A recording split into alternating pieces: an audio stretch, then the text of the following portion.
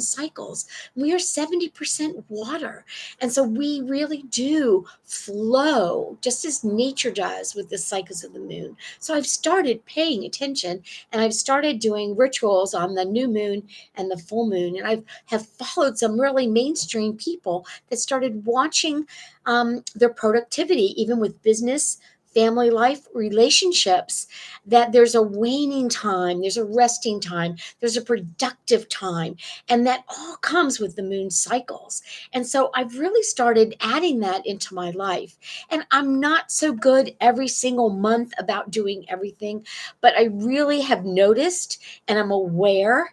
And I try to harness that, let's face it, and then not beat myself up if, wow, I really feel depleted. And let's face it, with the global energy of the last couple of years, with the global pandemic, and now with our global crisis in Eastern Europe, that is a very draining energy all around us. And honor that. Be Take care of that. And so for the full moon, I always thought that was the time that you made big intentions, put things out there for the full moon, when it is actually the opposite.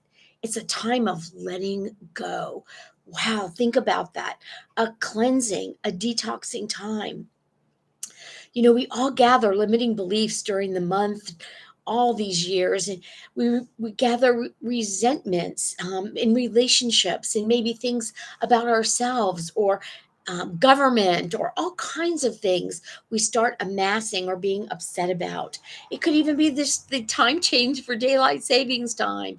We could be about politics. It can be about our jobs, maybe feeling not enough, or really about forgiving other people. Many, many people are in toxic relationships. Many, many people have experienced a lot of hurt and pain from others. And this is a time to release, to forgive.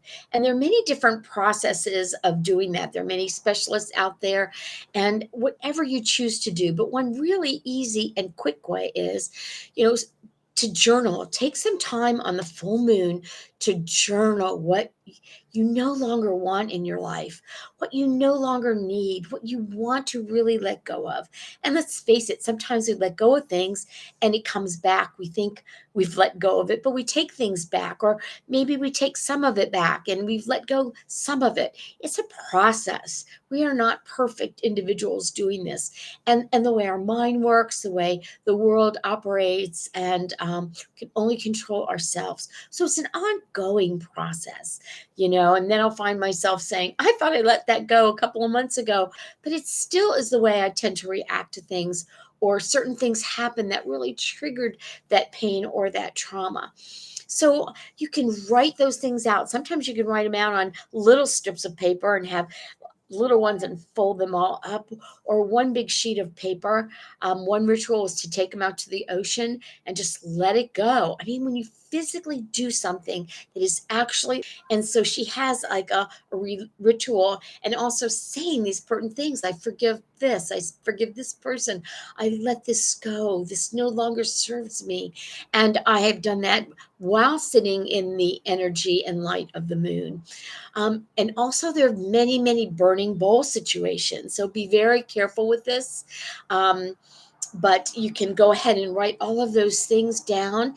And if you do have a patio type of fire pit, or at the beach, or someplace safe, you can have a burning bowl. Or if you have a very special metal bowl that is made for that, you can use a match and light those things and just let it out into the ethos. We are all energy. Everything is energy, and energy doesn't go away. It just transmutes. So those are ways of transmuting that energy out of you into the ethos, into other things. And it really is a wonderful, wonderful thing. There are things that you can do if you're really into crystals. Many, many people have amethyst, or rose quartz for love, to name a couple, and they get depleted, or they pick up energy and negative energy. So it's a time to cleanse your crystals, and you can put them out in the moonlight.